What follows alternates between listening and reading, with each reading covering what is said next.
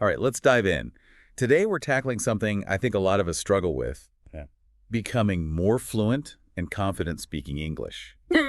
We're going way beyond like your typical vocab lists and grammar rules. Exactly. We're looking at what actually works for English learners based on their real experiences, those like aha moments they have. Yeah, I think we've all had that experience of trying to have a conversation and our brain just gets stuck translating Right. and you feel like you're always a step behind. Absolutely. That constant translation thing is like this delay, Hmm.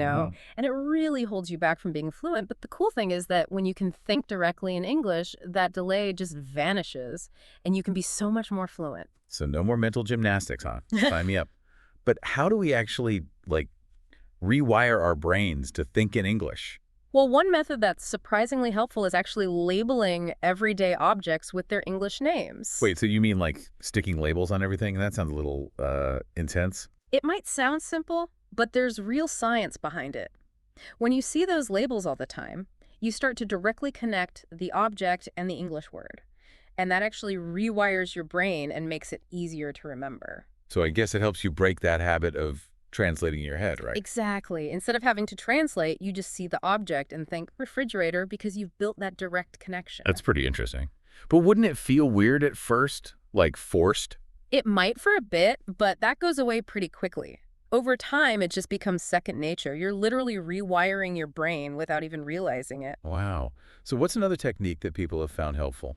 Another good one is to focus on thinking in simple sentences, even if you're tempted to try and make these big, complicated thoughts. Really? I always thought I should aim for the most complex sentences I could. It's actually much more effective to start simple, like, I am hungry, or the book is on the table. Ah, so it's like building a foundation. Exactly. Those simple sentences become the building blocks. And as you get more comfortable with those, you can start putting them together in more complex ways. It's a process, but you end up with much stronger fluency. That makes a lot of sense. It seems a lot easier to handle than jumping right into complicated sentences. Yeah, and you can do it anytime, anywhere. Just make an effort to put those simple English sentences into your thoughts, even if you're just narrating what you're doing. So like instead of thinking I need to wash the dishes, I could think I'm washing the dishes in English. Exactly. You're training your brain to use English grammar and sentence structure more and more. And this kind of leads into another technique that a lot of learners really like. It might sound a little silly at first, but it really works. Okay, I'm all ears. Talking to yourself in English. Oh, wow, yeah. I'm definitely caught myself doing that before, like when I'm cooking or cleaning. And that's a great way to practice. It's like having your own personal English tutor who's always there. I see. So by talking to myself, I'm creating this space where I can practice and not worry about making mistakes. Exactly. There's no pressure to be perfect. You can try out different phrases, work on your pronunciation, and just get comfortable with speaking. It's like this judgment-free zone where you can really have fun with the I language. like that. It's like turning your everyday activities into these English practice sessions. And it's incredibly effective because you're actively using the language instead of just listening or reading. You're really putting it into practice. This is all great stuff. I'm already feeling inspired to give it a try. That's great to hear. And remember, it's about finding what works best for you and doing it consistently. The more you practice, the more fluent and confident you'll become, and the more natural it'll feel to think in English. It's like this snowball effect, right? Exactly. The more you practice, the better you get and the easier it becomes. And as you get more comfortable thinking in English, you'll find all sorts of new ways to use it. So it's not about reaching some unattainable goal of fluency. It's about changing your mindset and making English a part of your everyday life. Exactly. And that's what we'll explore in more detail as we continue this deep dive. We'll look at exactly why thinking in English is so important for bridging the gap between understanding the language and actually speaking it fluently. This is all really insightful. I can't wait to hear more. It's funny, a lot of learners really focus on learning new words and all the grammar rules, and those are definitely important, but they're not the whole picture. Yeah, it's true.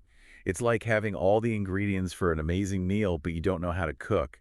You could have a huge vocabulary, but still not be able to actually speak. Right. And that's where thinking in English comes in. It's like that missing link between knowing the language and being able to use it. Okay, I really want to understand this better. Hmm. What difference does thinking in English actually make to fluency? Well, think of it like this. When you're always translating in your head, it's like you've got this filter that's slowing everything down. It's like a mental roadblock. Exactly. And that roadblock makes you hesitate, makes you less confident. But when you think in English, it's like that filter disappears, your thoughts can flow freely. So it's not just about how quickly you can speak. It's about feeling more natural and confident, too. Exactly. It helps you react more quickly in conversations, express your ideas more clearly, and just connect better with the language and the people you're talking to. I get it. It's like finally riding a bike without training wheels, right? Suddenly you have all this freedom. That's a great analogy. That feeling of freedom and confidence, that's what it's all about. And the amazing thing is the more you think in English, the more you realize how much you actually know and what you can do with the language. Like unlocking some secret potential you didn't even know you had. Absolutely. It's about that change in mindset from I'm learning English to I am an English speaker. That's a big difference. And I think the techniques we talked about really help make that shift happen, like labeling things, thinking in simple sentences, even talking to yourself. It all trains your brain to think in English. And the more you do it, the more natural it becomes. Eventually, it just happens without you even thinking about it. That's the dream, right? To just speak effortlessly. It is. And you can totally get there if you're willing to put in the work. It's a journey, but it's so worth it. I'm curious, is there anything else about thinking in English that really stands out to you? You know, what's really fascinating to me is how thinking in English can actually change how you see the world around you. Oh, wow, that's really interesting. How so? Well, every language has its own unique way of describing and understanding the world. English, for example, has specific words and grammar structures that affect how we think about things like time, space, and relationships. So you're not just learning a new language, you're almost learning a new way of thinking. Exactly. It's about tapping into this whole different cultural and mental framework. Wow, that's amazing. It's like opening up a whole new way of seeing things. Yeah, and I think that's one of the coolest things about language learning. It helps you grow and see things from a different perspective. This whole deep dive has been so eye-opening. I'm seeing fluency in a whole new light. It's not about speaking perfectly or knowing every rule. It's about training your brain to think in English and embracing that new perspective. That's a great way to put it. It's about making English part of who you are, not just a skill you're trying to learn. So how can we help our listeners make that shift and really commit to thinking in English? I think it starts with awareness. Pay attention to those moments when you're translating in your head. Think about how it feels. Is it slowing you down? Does it disconnect your thoughts from your words? It's like becoming more aware of your own thought process so you can see where you can improve. Right. And once you're aware of it, you can try out the techniques we talked about and see what works for you. It takes some trial and error, but it's worth it. It's all about figuring out your own learning journey and finding what works for you. And don't forget to have fun. Learning a language should be enjoyable. The more you enjoy it, the more likely you are to keep going and see results. So it's not about being perfect. It's about enjoying the process and making progress. Absolutely. And as we go on with this deep dive, we'll talk about even more tips and strategies to make that journey easier and more fun. I can't wait to hear more. This is such valuable information for anyone who wants to improve their English. So we've talked about all the science behind this and how it affects fluency, but how can our listeners actually use this, in their everyday lives? How do they actually start thinking in English?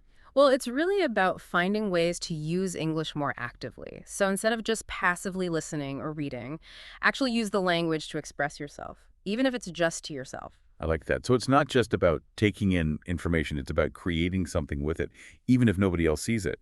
Yeah, exactly. And that's where those techniques we talked about come in, like labeling things around you.